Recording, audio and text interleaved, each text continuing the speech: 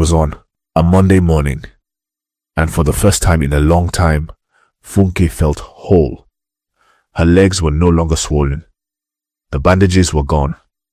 She had resumed short walks around the house with the help of her mother and Obi.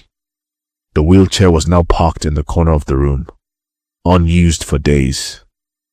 Hope had returned.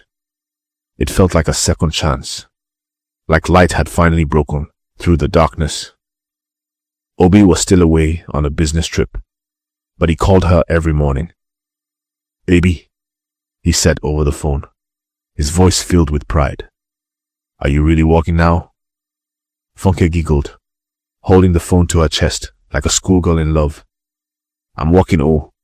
Mama says I even move faster than her now." Obi laughed. "Don't overdo it, oh. You need to take it easy." She smiled. "Today, I'm going out. I want to try driving again. I miss work. I miss the city. I miss feeling normal." Obi's voice turned soft. "Are you sure?" "I'm very sure. It's time." That morning, Funk dressed beautifully. A soft pitch gown that flowed gently over her skin, simple flat sandals, and her bone-straight hair cascading down her shoulders. Her mother helped her apply light makeup. Her face glowed with the kind of joy that hadn't been seen in months.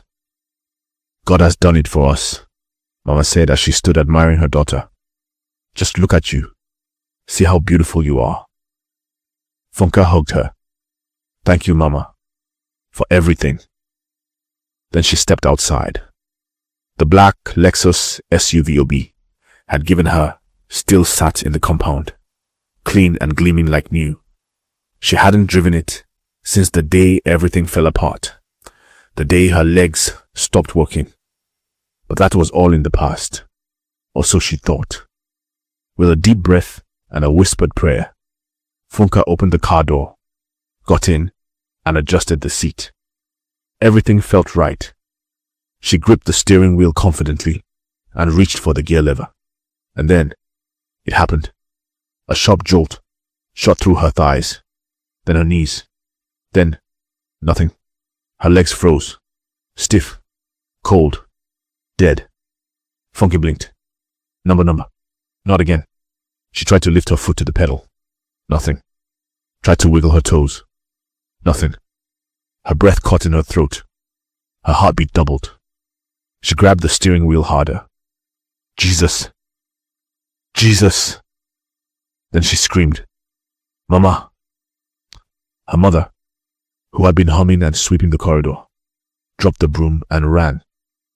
Funke? What is it? Tears streamed down Funke's face. Mama.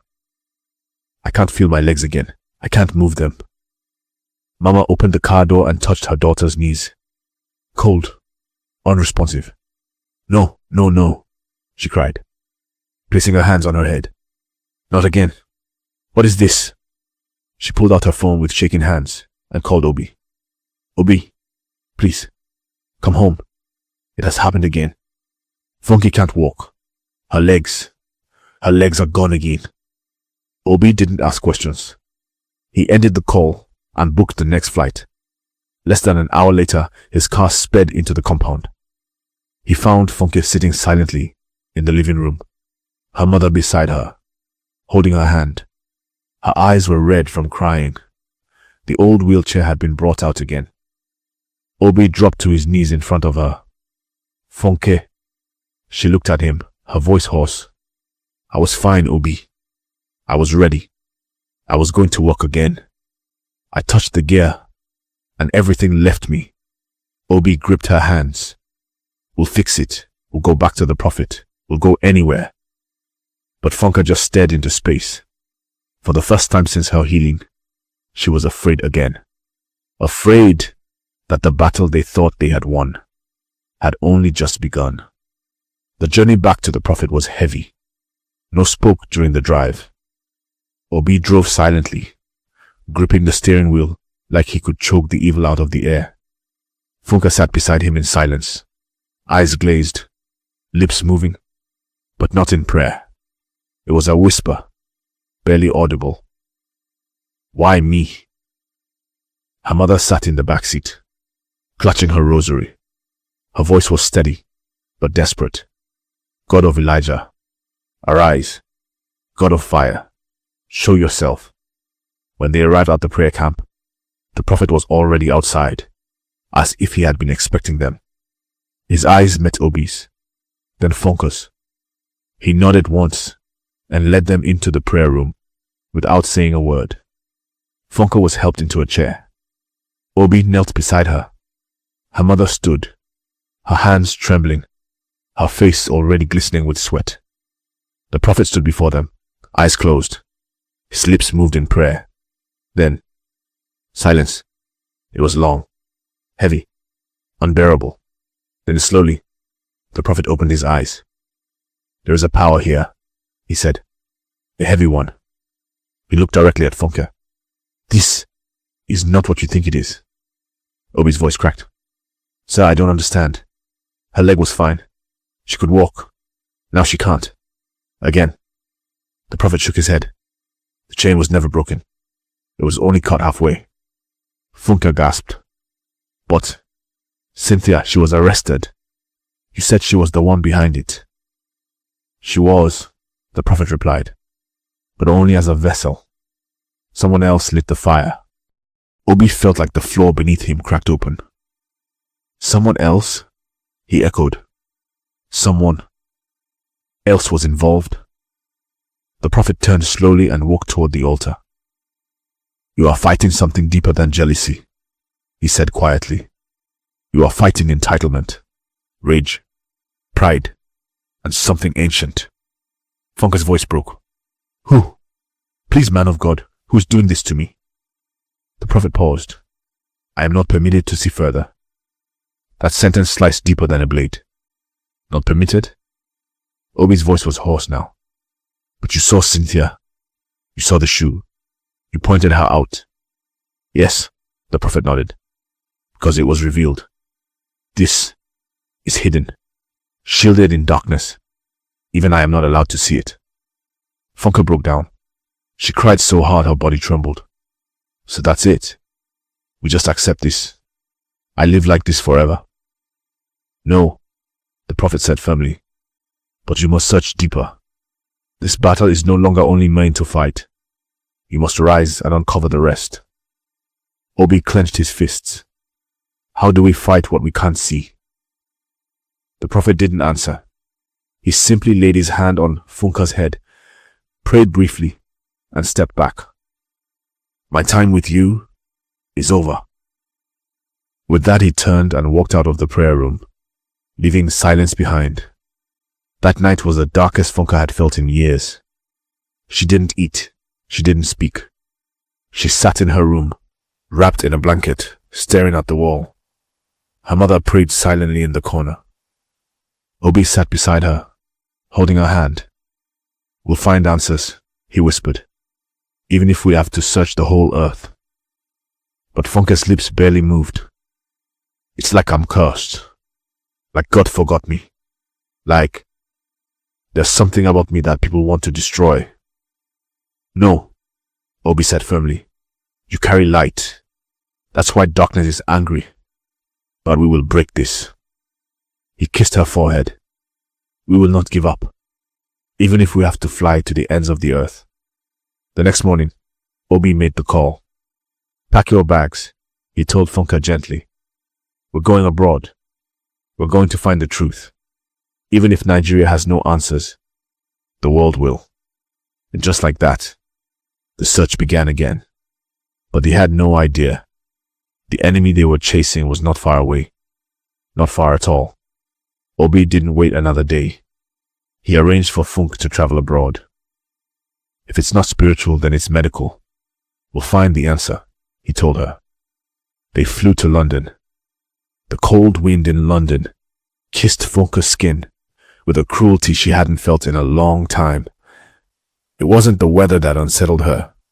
It was the uncertainty. She was in one of the most advanced cities in the world, in one of the most expensive hospitals. Yet she was trapped in her own body. Funke was wheeled into the diagnostic center immediately upon arrival. She didn't protest. She didn't even speak.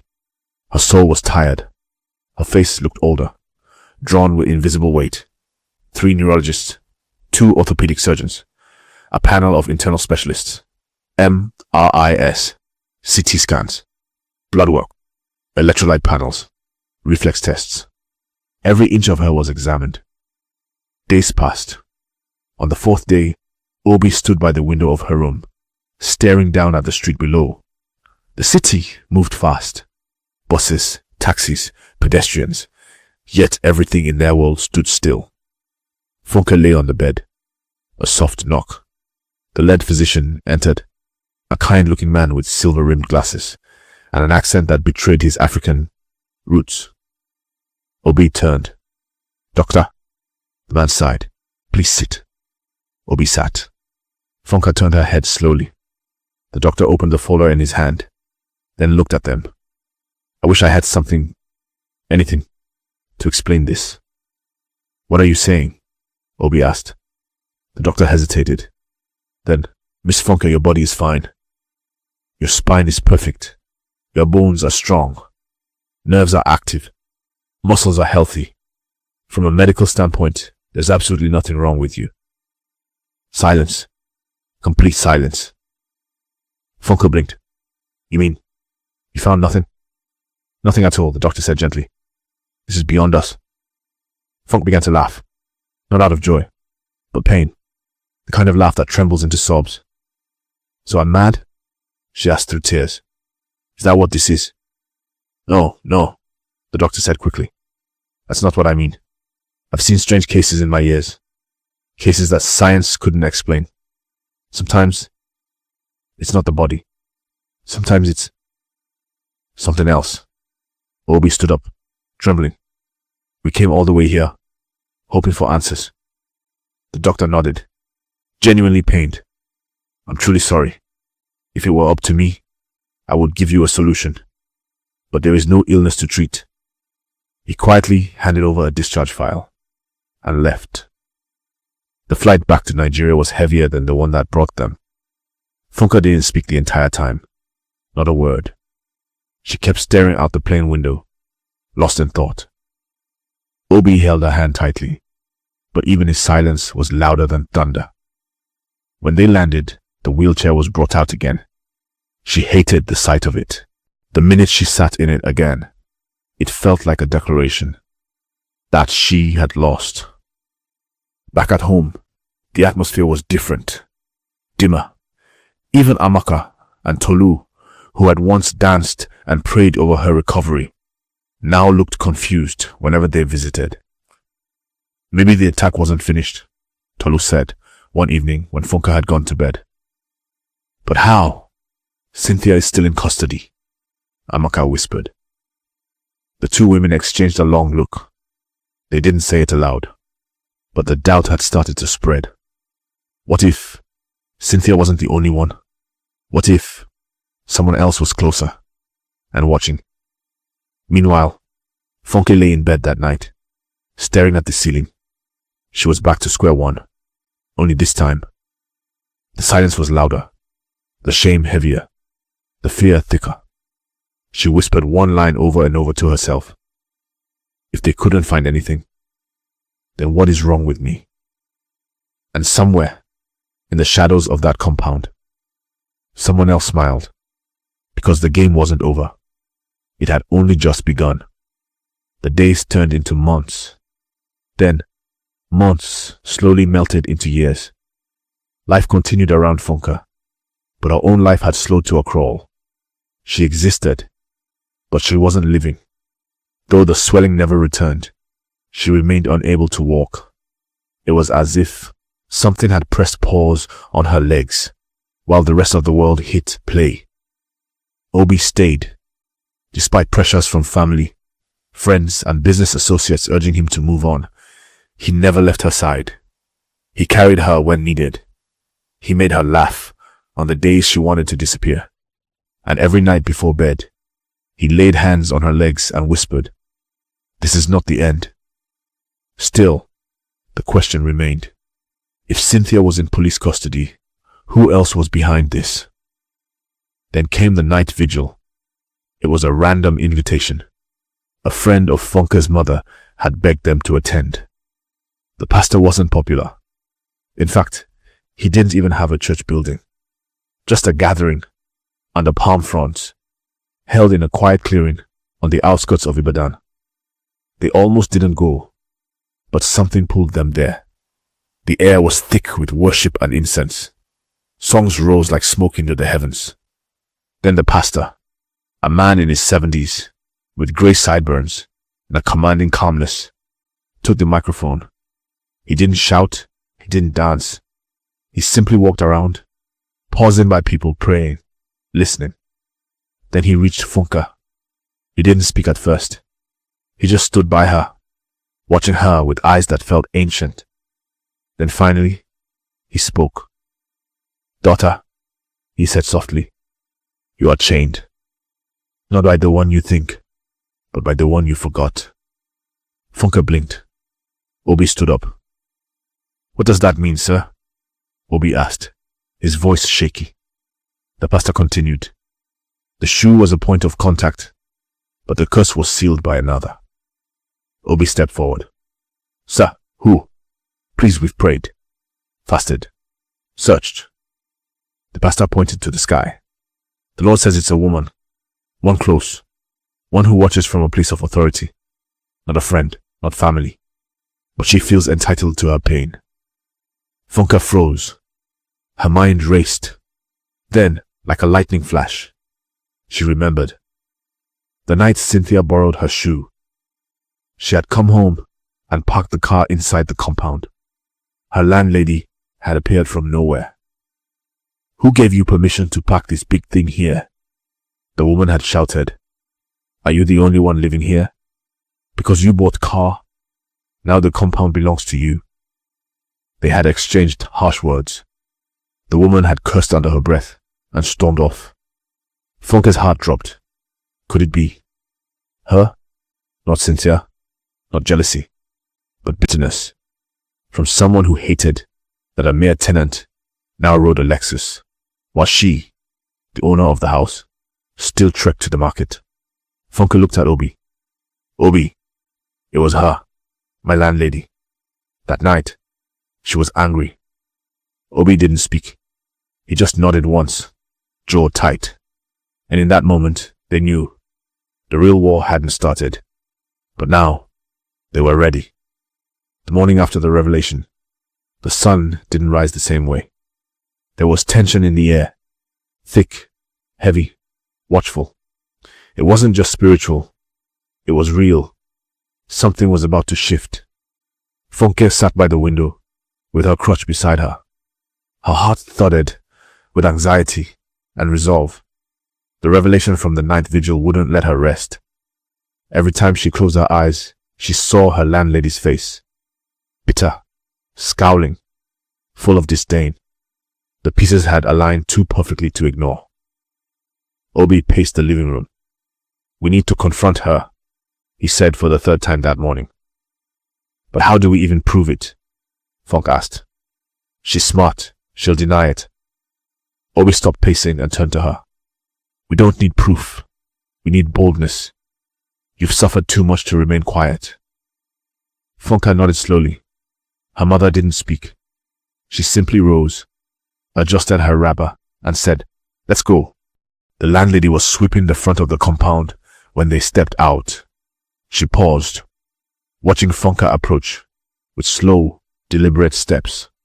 Her crutch under one arm, Obi beside her, and Mama just a step behind. For the first time in 2 years, Funke was walking across the compound, unaided by shame. The landlady smirked. "Ah, Madame has come out. Hope there's no problem." Obi didn't waste time. "There's a big problem, madam," he said, his voice sharp. "And we know everything about what you did." The broom dropped from her hand. "Me? What did I do?" she asked, faking innocence. Funke stepped forward, her eyes blazing. "The night Cynthia borrowed my shoe, I came home. You shouted at me. You cursed me. You said I shouldn't park my car in the compound. You were angry that I, a tenant, got a car before you. That same night, my legs failed me. The landlady opened her mouth to speak, but Funke continued. We went to prophets. We prayed. We thought Cynthia was the only one. But the truth has come out now. You sealed the attack. You buried my name in a shrine, didn't you? The landlady's face went stiff. Then she laughed. Look at you. All of you. Is it me you're accusing? Me that housed you, gave you a roof over your head. Mama stepped forward, fire in her voice. You didn't give her a house. She paid rent. What did she ever do to you to deserve being crippled? The landlady's hands shook. I didn't mean for it to go that far. I was angry. Jealous, yes, but I didn't want her to suffer this long. Obi clenched his fists. So you admit it? You did something? The landlady's lips trembled. Then, under the weight of truth, she broke down. Yes, I did it. I went to someone. I gave them her name and something that had touched her foot. I told them to block her movement. I was tired of seeing her shine while I remained stuck, but I didn't know it would go this far. The neighbors who had gathered gasped. Some screamed. Someone shouted, Witch! Funke didn't move. She just closed her eyes. Tears slid down her cheeks. You cursed me because I progressed? The landlady sank to the ground, weeping. Forgive me. I beg. But Obi had already made the call. Within minutes, 2 officers arrived at the gate. They didn't need much. A confession in the presence of witnesses was enough.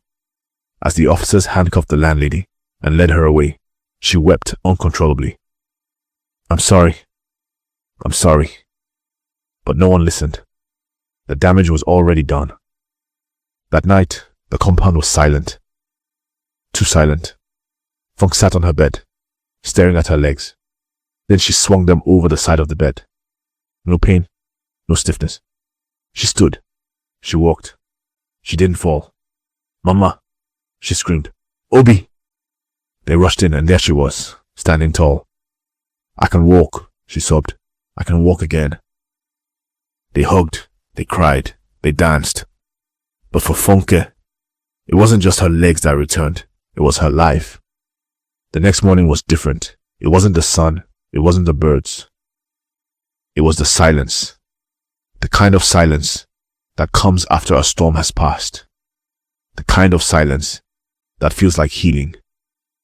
Funke stood in front of the mirror, touching her face gently, as if to confirm that the girl staring back was real. She was no longer in pain. She no longer needed her crutch. Her legs, once stiff as stone, now moved freely, like they had never forgotten how to walk. Obi stood in the doorway, smiling. You're glowing, he said. Funke turned slowly. I feel free, Obi, like something broke off me. Her mother entered the room, tears already forming in her eyes. God has done it. The shame is over. Funke held both of them tightly. Today, I want to drive my car. Obi blinked. Are you sure? She nodded. I've walked. I've stood. But driving that car, that will be my victory. They all stepped outside. The black Lexus SUV gleamed in the morning sun. The red ribbon long gone, but the memory still fresh. The last time she sat in it, her legs betrayed her. Today, they obeyed. Neighbors peeped through their windows. Some stood outside. Whispers filled the air, but this time, it wasn't pity. It was awe. Funke opened the car door herself. She sat. She gripped the steering wheel. Her heart raced. She moved her legs, and they moved. Obi stood beside the window, holding his breath. She turned the ignition. The car purred to life. She placed it in gear. The car rolled forward, slowly, then smoothly. Cheers erupted. Her mother began to dance. My daughter is back. My daughter is whole. Funke drove around the compound, tears rolling down her cheeks. When she returned to park, she stepped out slowly, and looked at the sky. God didn't just return my legs, she whispered. He returned my destiny. Amaka and Tolu arrived moments later, screaming with joy. Funke! They hugged her tightly. You're really walking? And driving? Funke smiled. Yes, I'm whole again. The neighbors gathered. Some clapped. Some knelt to thank God. Others simply stared, their faces filled with wonder. Obi wrapped his arms around her waist from behind and whispered, You did it. You survived. Funke placed her hands over his. No, Obi, we did it. You stayed. You believed. You fought with me. He kissed her cheek. This is just the beginning. And as the sun rose higher, casting golden light over her face, Funke stood not just as a survivor, but as a conqueror. She had been tried by jealousy, crippled by betrayal, and bound by unseen hands. But in the end, she won.